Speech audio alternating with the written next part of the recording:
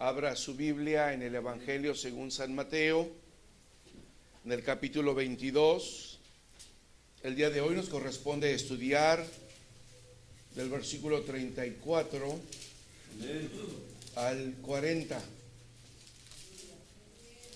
Evangelio según San Mateo, capítulo 22, del versículo 34 al 40. Y dice así la palabra de nuestro Dios. Entonces los fariseos, oyendo que había cerrado la boca de los saduceos, se juntaron a una. Y preguntó uno de ellos, intérprete de la ley, tentándole y diciendo: Maestro, ¿cuál es el mandamiento grande en la ley? Y Jesús le dijo: amarás al Señor tu Dios de todo tu corazón y de toda tu alma y de toda tu mente. Este es el primero y grande mandamiento, y el segundo es semejante a este: amarás a tu prójimo como a ti mismo. Bendito sea el Señor. Ocupen su lugar, hermanos. Estemos atentos al mensaje que el Señor tiene para cada uno de nuestros corazones. Cuando abrimos las Escrituras, cuando abrimos la Biblia y leemos en ella, sabemos que esta es la palabra de Dios. Así es que lo que emana de la Santa Biblia es la voz de Dios y un mensaje para nuestros corazones. El tema para este mensaje es simplemente el mandamiento más importante. El mandamiento más importante. En alguna ocasión alguien dijo: el amor no hace girar el mundo, pero hace que el viaje valga la pena. Esas palabras quizás reconozcan el sentimiento del mundo, de que la más dulce y estimulante de todas las emociones y experiencias humanas es el amor. En cualquier edad o en cualquier grupo de personas, la creencia más universal ha sido que el amor es la más grande de las virtudes en la vida. Por excelencia, el amor es algo que todo ser humano desea recibir y en su momento dar. En consecuencia, a raíz de que el mundo también entiende la importancia del amor, es que autores se han dado a la tarea de producir una enorme cantidad de poemas, canciones, obras de teatro, novelas y películas acerca del amor.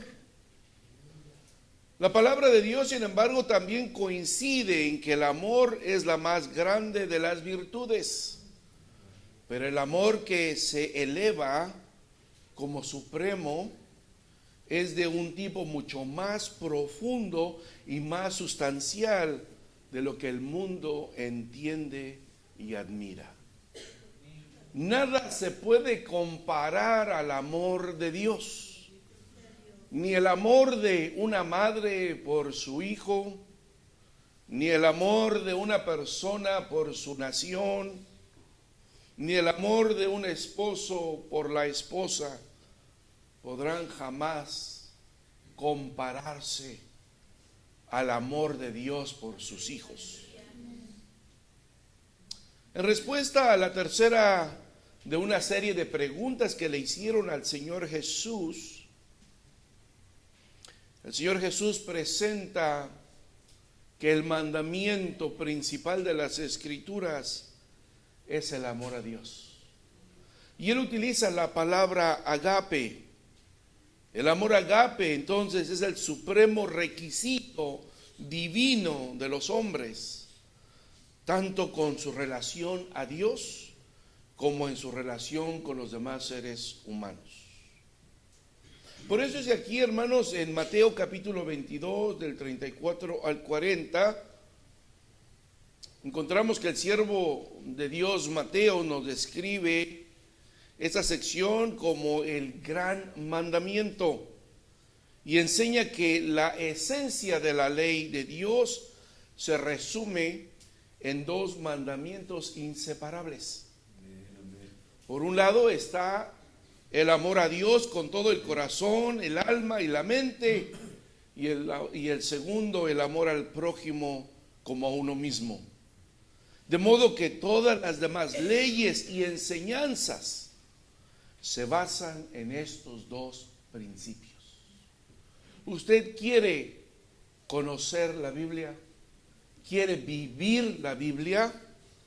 Apréndase estos dos mandamientos y viva estos dos mandamientos. Esto significa que la fe, hermanos, no se reduce simplemente a un conjunto de reglas, sino que es una vida transformada y centrada en una relación verdadera, profunda con Dios, de la cual naturalmente saldrá esta manifestación hacia los demás, abarcando ese amor por la familia, por la comunidad, por nuestros semejantes y, ¿por qué no?, aún por nuestros enemigos.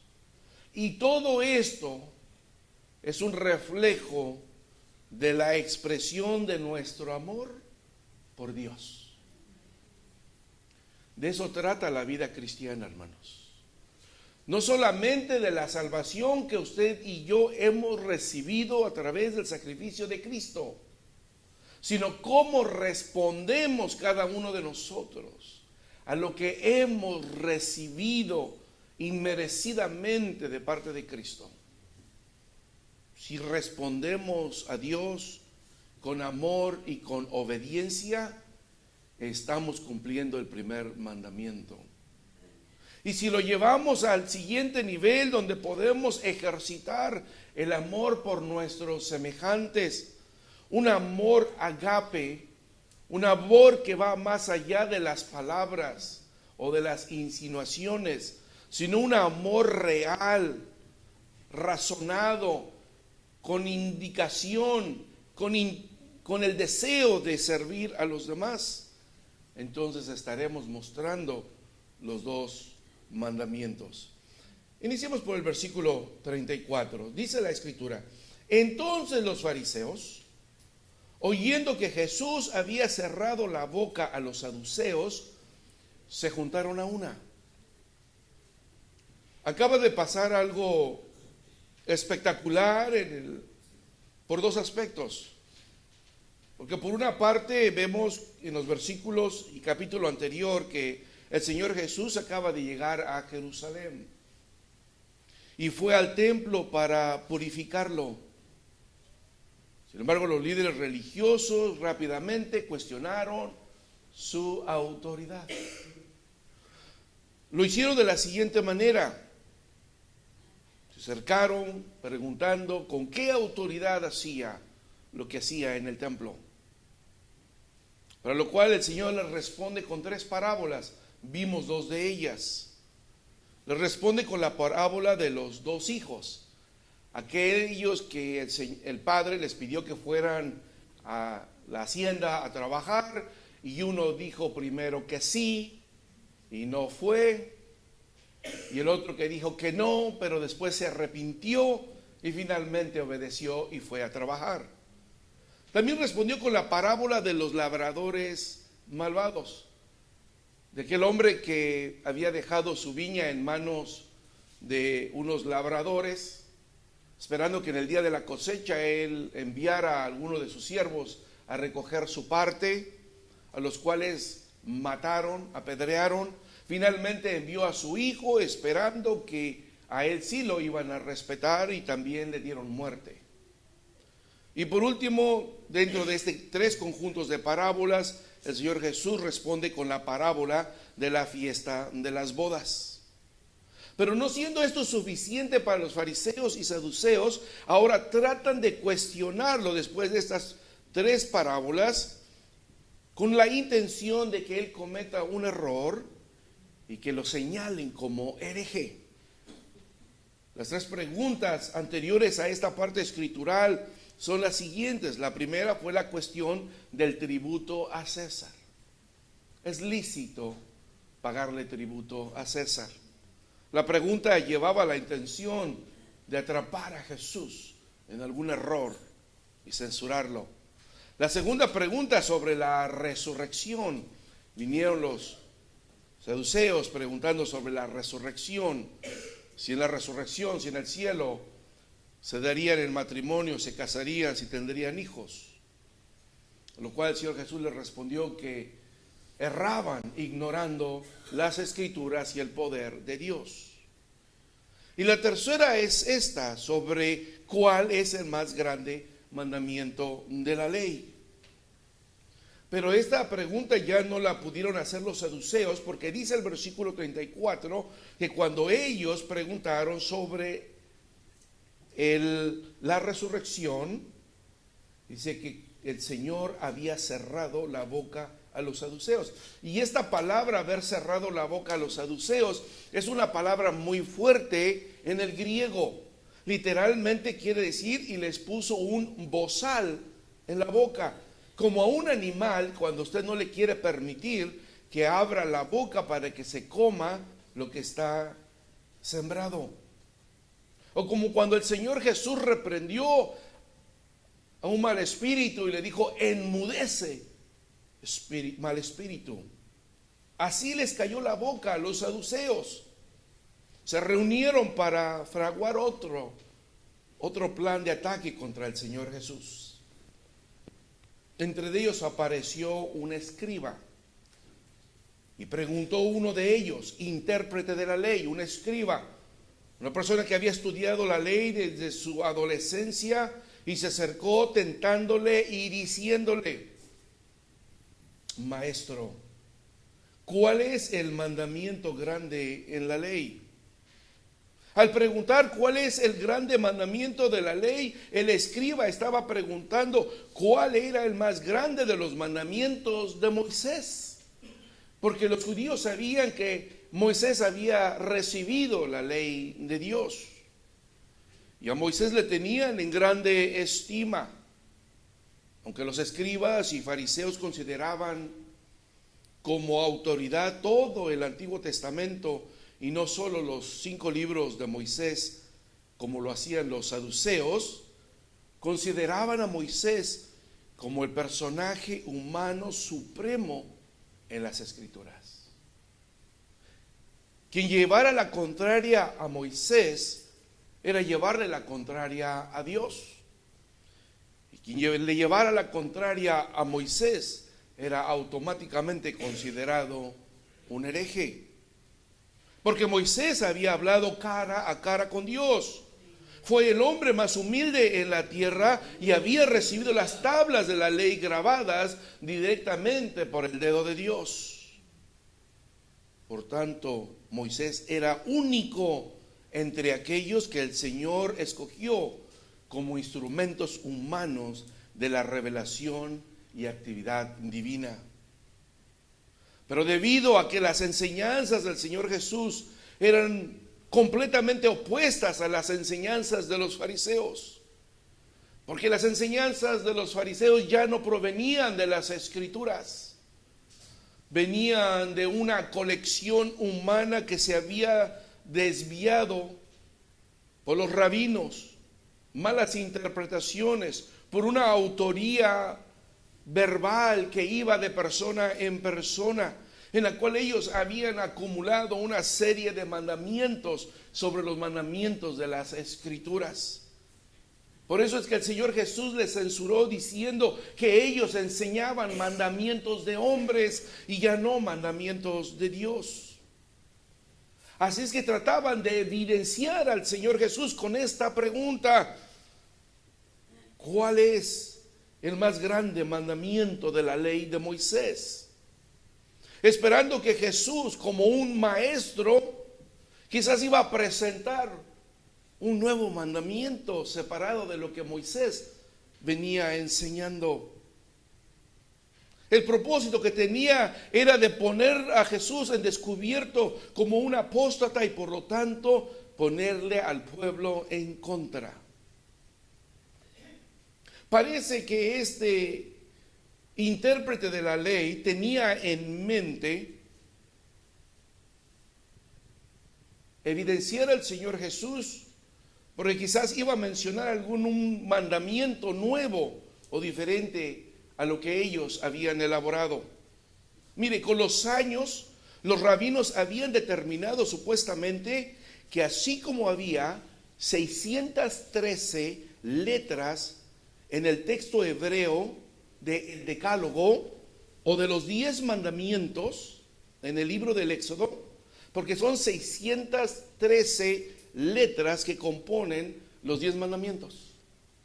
Ellos creían que así como había esas 613 letras hebreas, también había 613 leyes en el Pentateuco, en los 5 libros de la ley de Moisés. Habían hecho toda una tabla de estas leyes, las habían puesto por orden de importancia. A esto se le traduce en español como letrismo o el peso de la palabra de la ley. Era sumamente popular, pues ellos se basaban en ella y la consideraban como una valiosa herramienta exegética para interpretar el resto de la Biblia. Las leyes que ellos habían organizado las habían puesto en varias categorías. Por ejemplo, algunos de ellos sostenían que de esas 613 leyes, 248 leyes eran afirmativas y que correspondían una para cada parte del cuerpo. También ellos suponían que había otras 365 leyes negativas que se deberían de evitar, una por cada día del año. Las leyes también estaban divididas entre estrictas y leves. Las estrictas se vinculaban con otras leyes estrictas y las leyes leves eran menos vinculantes con otras. No obstante, hermanos, nunca había habido unanimidad en cuanto a cuántas leyes y cómo ponerlas en una gráfica. Pasaban los rabinos horas y horas discutiendo estos temas. Por lo tanto, sin duda ellos pensaron que el Señor Jesús, declarándose un maestro de la ley, un maestro de las Escrituras, él quizás haya construido su propia tabla, enumerando sus propias leyes, sus propios mandamientos, poniéndolos en un organigrama diferente, y de esa manera lo iban a juzgar, lo iban a señalar. Ese era el plan que ellos tenían cuando este intérprete de la ley, este escriba, le pregunta: maestro, dinos cuál es tu tabulación. En tu tabla de leyes, ¿cuál es la más importante? El Señor Jesús, la respuesta que el Señor Jesús fue una respuesta sin titubear, una respuesta contundente, una respuesta que salió de las mismas Escrituras. Y les da el mandato: amarás al Señor tu Dios con todo tu corazón y con toda tu alma y con toda tu mente. ¿Quieres escuchar cuál es la principal ley? ¿Quieres saber cuál es la ley más grande, más importante? Es esta: ama al Señor tu Dios con todo tu ser, con toda tu sustancia, con toda tu persona. Lo que Jesús estaba haciendo, estaba simplemente mencionando el Shema. El Shema es esa palabra hebrea que encontramos en nuestras Biblias por la palabra oye. Oye, pon atención, entiende, obedece. Shema, oye.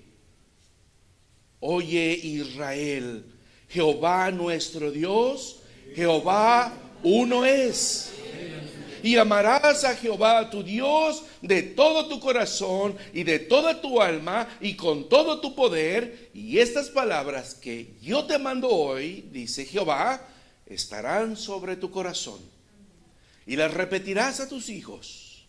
y hablarás de ellas estando en tu casa y andando por el camino y al acostarte y cuando te levantes, y has de atarlas por señal en tu mano y estarán por frontales entre tus ojos, y las escribirás en los postes de tu casa y en tus portadas.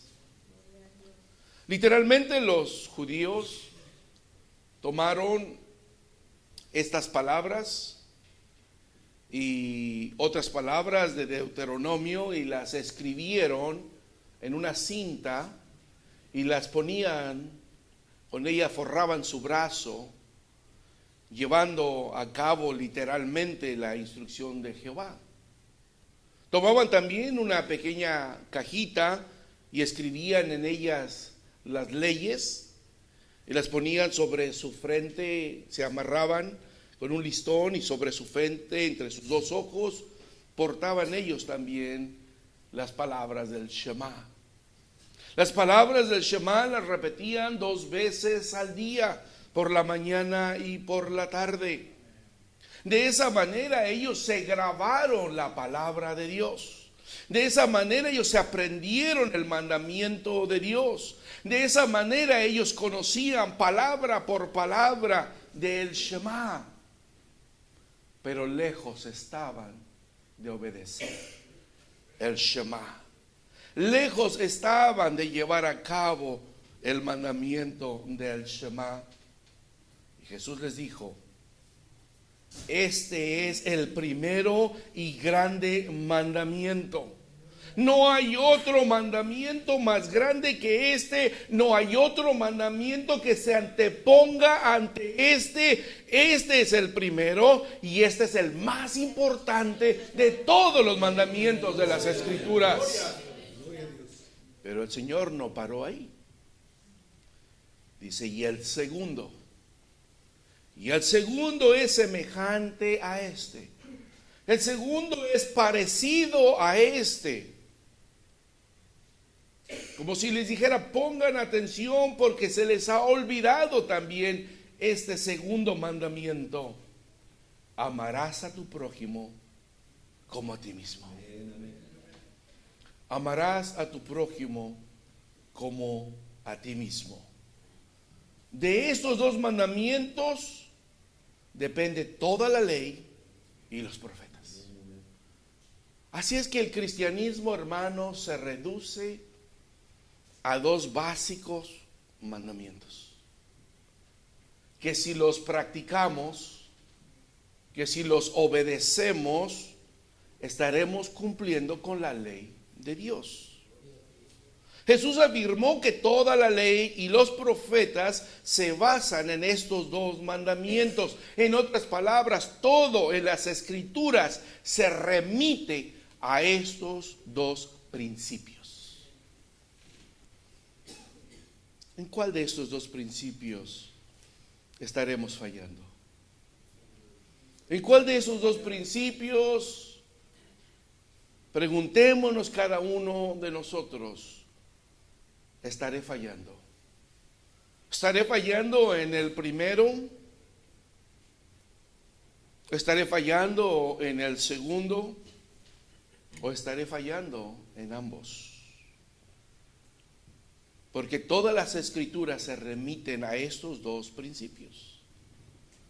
Bueno, vamos a ver qué es lo que el Señor Jesús estaba ordenando a sus discípulos hacer. Este verbo, esta demanda, esta orden: amarás al Señor tu Dios.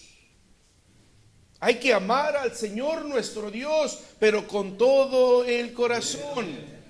El Señor Jesús utiliza este verbo agape, que es conocido para nosotros. El amor se presenta aquí como una elección deliberada, no forzada, no impuesta por alguien, sino una elección deliberada, un compromiso y una forma de vida, no solo como una emoción o un sentimiento. Lo que el Señor Jesús nos quiere enseñar cuando Él entra a ser específico en el tipo de amor que el Señor espera de nosotros, y Él abarca el corazón y el alma y la mente. Esos tres temas, hermanos, se compaginan. De hecho, no termina uno y ya comienza el otro. Como si fueran una cadena, un eslabón, y están perfectamente unidos nuestro corazón, nuestra alma y nuestra mente. Pero no tratemos de buscar el significado de estas palabras en nuestro diccionario moderno. Vayámonos al tiempo del Señor Jesús. ¿Qué significaba cuando Él dice corazón, alma y mente? Mateo 19:19 dice: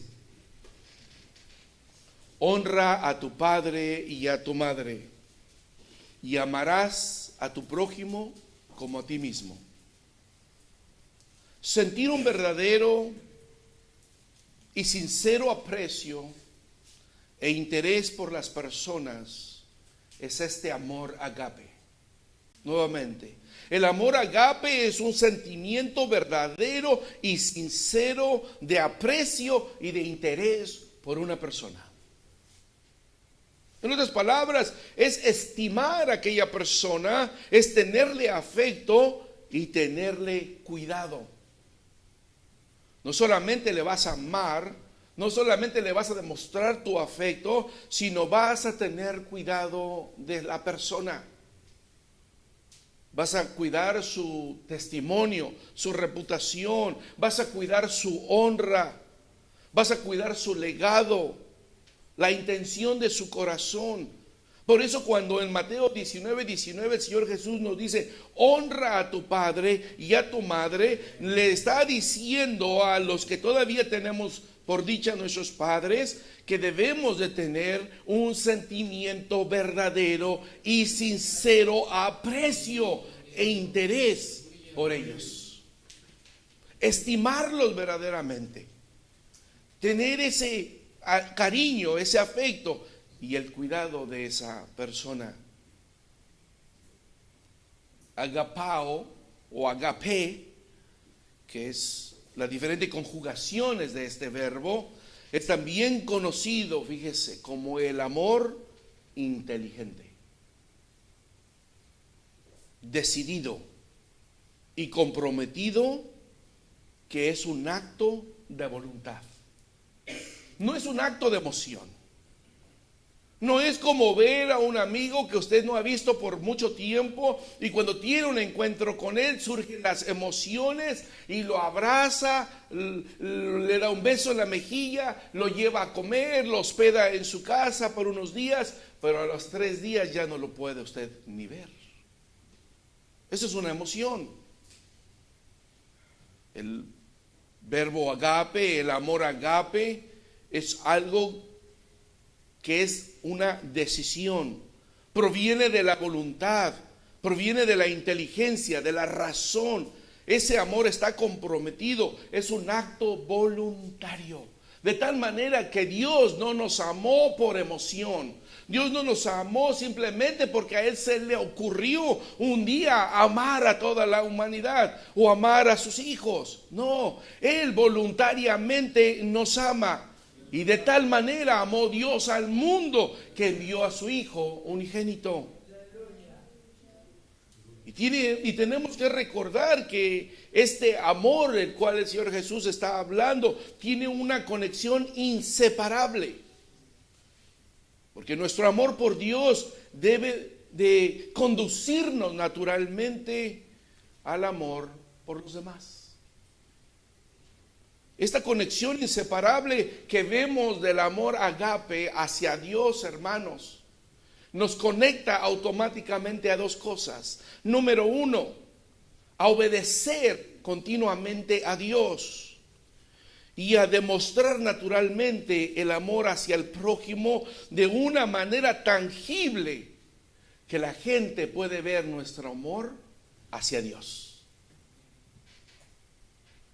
Porque nadie puede calcular aquí, hermanos, cuánto usted ama a Dios. No se puede calcular, no se puede ver, no se puede poner en una báscula. Pero dice la Escritura que se puede ver el amor hacia Dios a través del amor que le tenemos a nuestro prójimo. Es un amor que puede ser tangible, dadivoso, voluntario, y de esa manera podemos contemplar cuánto amamos al Señor. Tenemos aquí un ejemplo de ese amor. Levítico 19:18.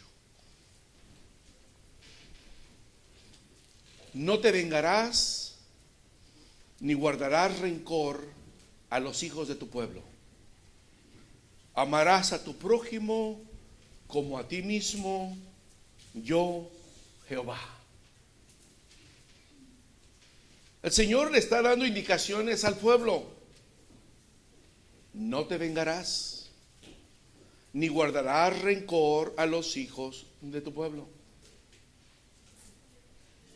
Esto quiere decir que de esta manera demostrarás amor a tu prójimo como a ti mismo.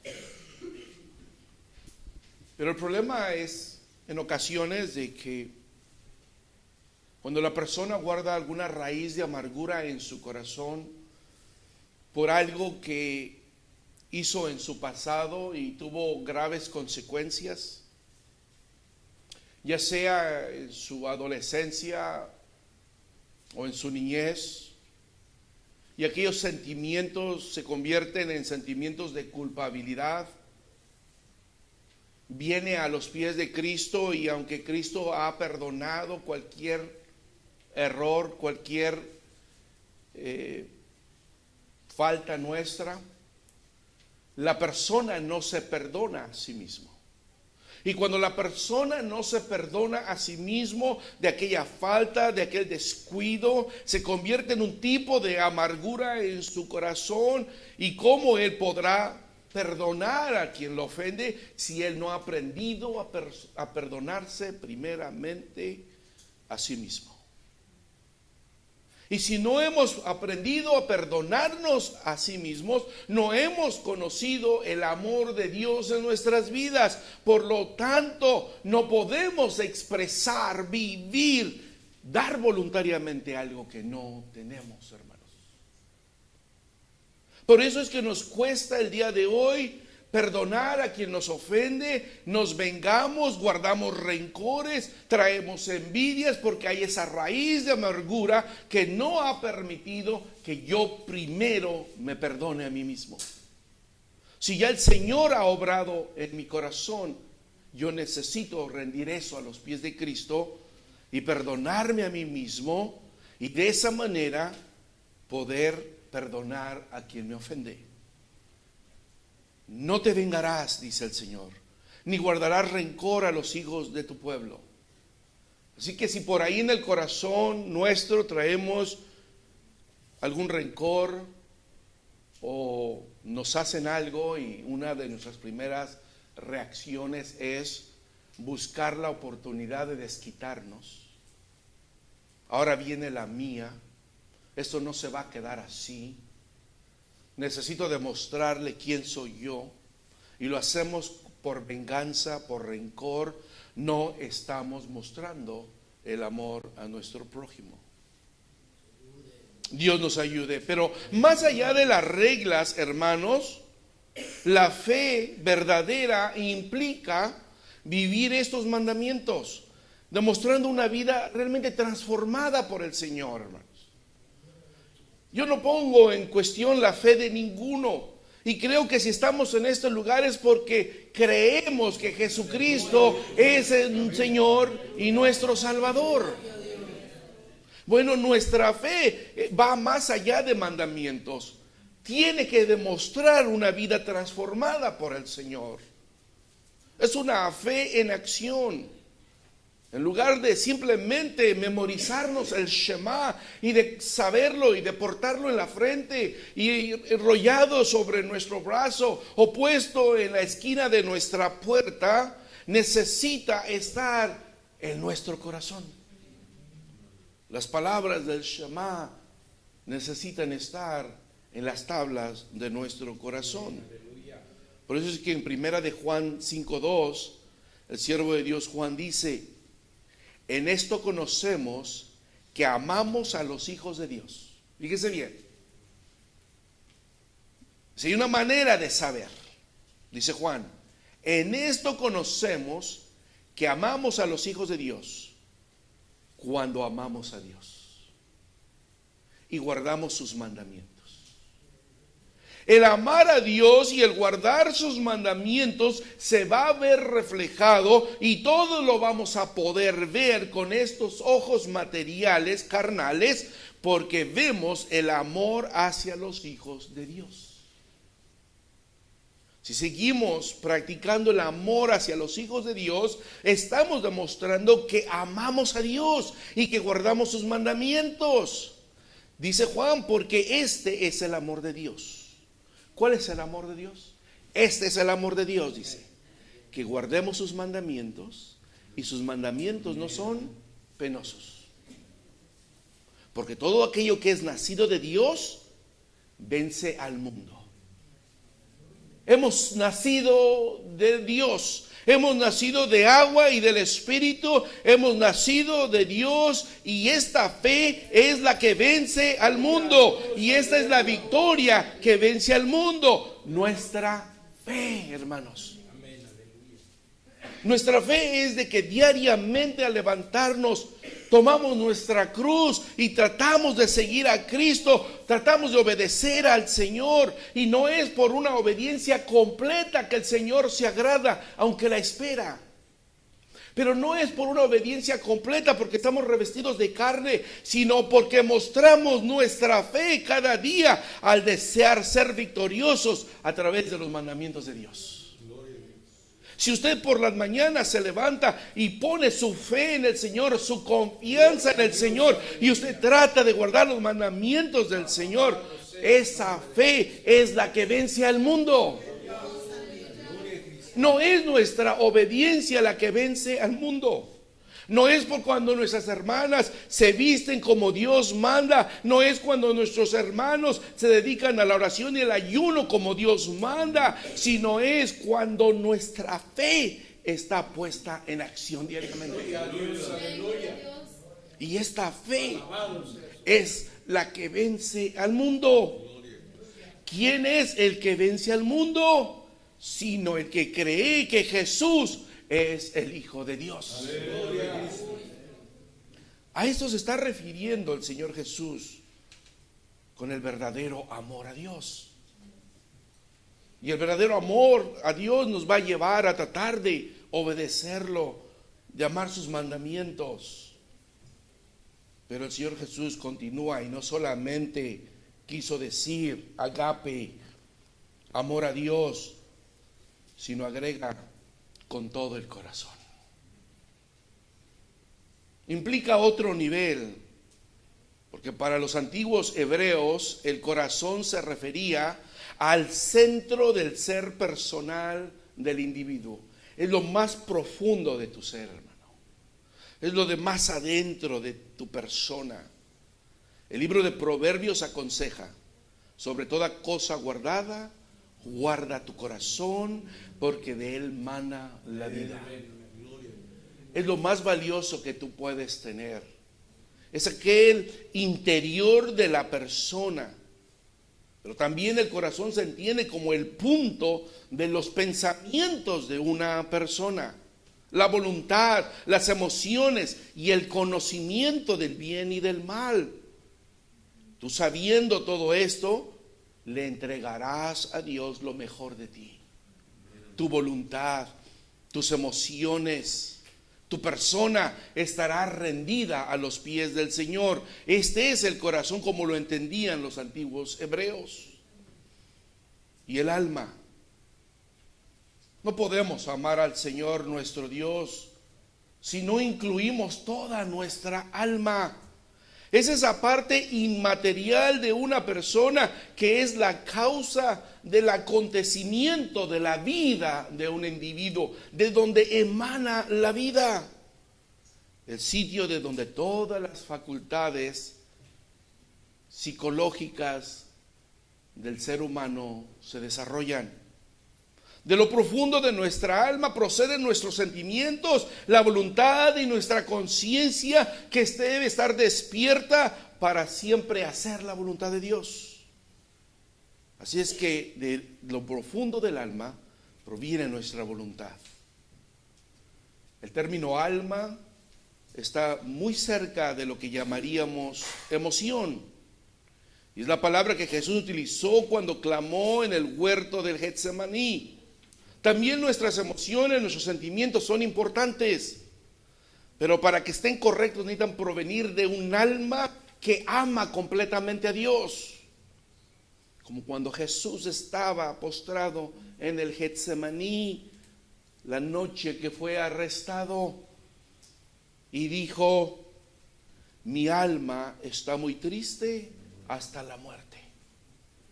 Su alma se estaba doliendo en ese momento, estaba muy triste porque sabía lo que le esperaba. Lo más interno del ser humano debe estar pendiente, consciente del amor que le tenemos a Dios.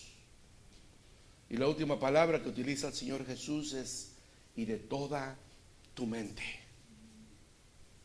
Cuando hablamos de la mente, es lo que es responsable de los pensamientos en unidad con los sentimientos. Especialmente le llamamos a la mente la sede de la facultad de la razón. En otras palabras, que nuestro amor por Dios no es una emoción, que nuestro amor por Dios no debe ser en base a emociones. Es bueno que venimos a la casa de Dios y sentimos la presencia de Dios, sentimos adorar al Señor por medio de la alabanza, por medio de la oración, y palmeamos y levantamos nuestras manos y cantamos en esa emoción que sentimos ante la presencia de Dios. Pero si es solamente emoción, al salir de este lugar, eso va a menguar, eso va a cesar. Y entonces no nos acordaremos del Señor hasta la próxima semana. Pero si lo amamos el día de hoy con toda nuestra mente, entonces estamos hablando que ahí es de donde proviene la razón, y lo hacemos con conciencia, sabiendo lo que hacemos, porque nuestro culto no solamente es espiritual, sino también es racional. Lo hacemos con la razón, sabiendo a quién adoramos. En conclusión, el Señor Jesús dice: quien ame al Señor Dios con todo el corazón y con toda su alma y con toda su mente, y lleve a cabo este segundo mandamiento: amarás a tu prójimo como a ti mismo, estarás cumpliendo con toda la ley y los profetas. ¿Quién es tu prójimo, hermano? ¿Quién es tu prójimo, hermana? Es quien está a tu derecha, quien está a tu izquierda, quien está delante y quien está detrás de ti. Él es tu prójimo, ella es tu prójimo. Y lo que viene a mi mente en estos momentos es aquella parábola que el Señor Jesús le dijo a aquel hombre que le preguntó: ¿quién es mi prójimo? Así que por el camino a Jerusalén iba un hombre y se encontró con unos maleantes y lo golpearon en el camino, le robaron todo lo que tenía, lo dejaron golpeado y muriendo en el camino.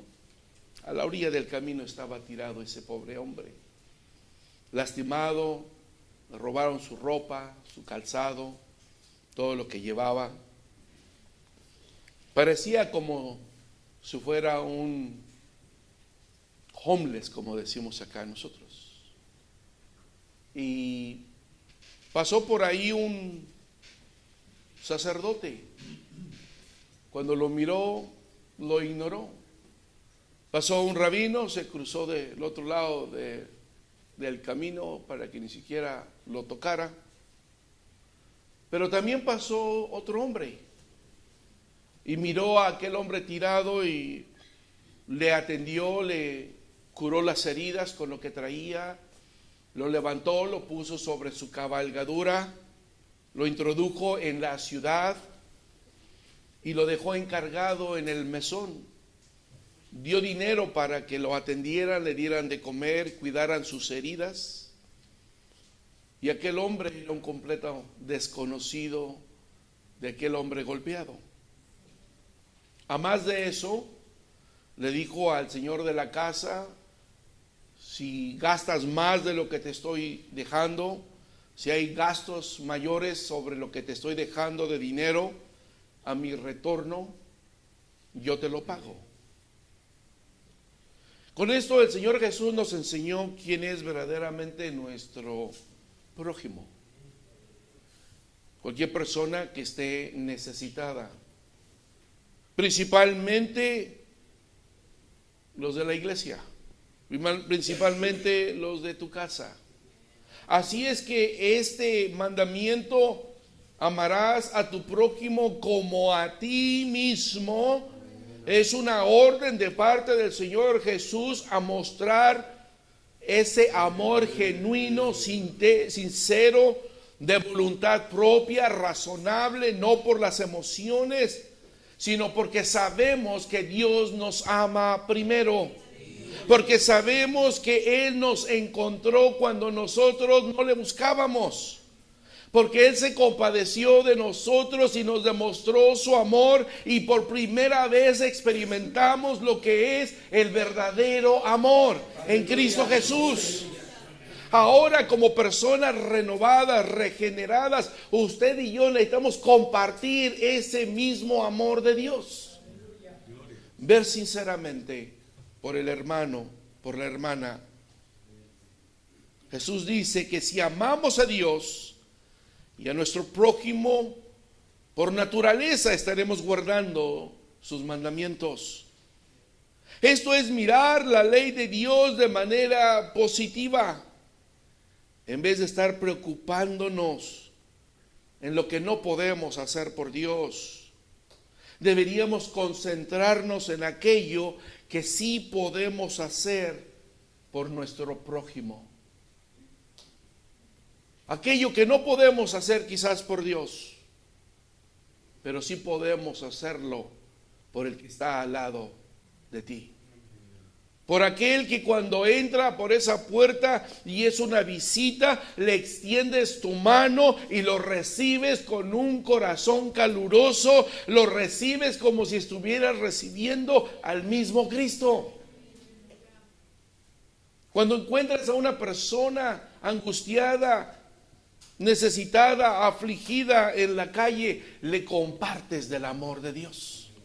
Le compartes la palabra de Dios, que es la medicina para todas las enfermedades del corazón. Así es que el mandato del Señor Jesús, hermanos, es que procuremos diariamente mostrarnos el amor de Dios entre nosotros.